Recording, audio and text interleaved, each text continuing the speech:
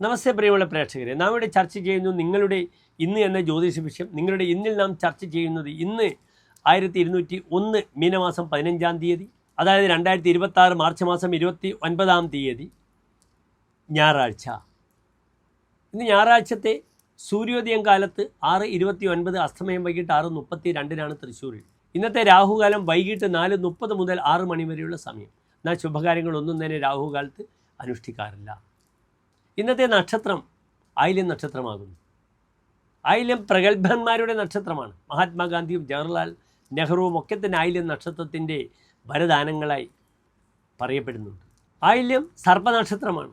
അതിനാൽ എൻ്റെ പ്രിയപ്പെട്ട പ്രേക്ഷകർക്ക് ഇന്ന് സർപ്പസംബന്ധമായ വഴിപാടുകളൊക്കെ ചെയ്യാം. ആയില്യപൂജ, സർപ്പബലി, അല്ലെങ്കിൽ നാഗങ്ങൾക്ക് നൂറും പാലും, അല്ലെങ്കിൽ ഏറ്റവും ഇഷ്ടപ്പെട്ട നവഗ്രഹത്തിൽ രാഹുകേതു പൂജ ഒക്കെ രാഹുകേതുക്കൾക്ക് ഒക്കെ അർച്ചിക്കാൻ പറ്റുന്ന ദിനമാണ്. ആയില്യം, തൃക്കേട്ട, രേവതി ഈ നക്ഷത്രങ്ങളുടെ അധിപനായ ഗ്രഹം ആരാകുന്നു? ബുധനാകുന്നു. അപ്രകാരം തന്നെ നരസിംഹസ്വാമി ക്ഷേത്രത്തിൽ പാനകം, തുളസിമാല, ഭാഗ്യസൂക്ത, പുഷ്പാഞ്ജലി ചെയ്യുന്നത് വളരെ അനുകൂലമാണെന്ന് അറിയുക. ഇന്നത്തെ ദിനം ആയില്യം നക്ഷത്രം നാം ശുഭകാര്യങ്ങൾക്കൊന്നും സ്വീകരിക്കാത്ത നക്ഷത്രമാണ്. യമരുദ്രാഹി, മുപ്പൂരം, തൃക്കേട്ട ഇവ 7 നാൾ വിതക്കിൽ വിളയാ ഭൂമോ യാത്ര പോകിലവൻ വരാ. യമൻ എന്നാൽ ഭരണി, രുദ്രൻ തിരുവാതിര, അഹി ആയില്യം, പിന്നീട് പൂരം, പൂരാടം, പുരുരുട്ടാതി, തൃക്കേട്ട ഈ 7 നക്ഷത്രങ്ങൾ വിത്തിട്ടാൽ പൊടിക്കാത്ത നക്ഷത്രമാണ്. യാത്ര പോയാൽ തിരിച്ചു വരാത്ത നക്ഷത്രമാണ്.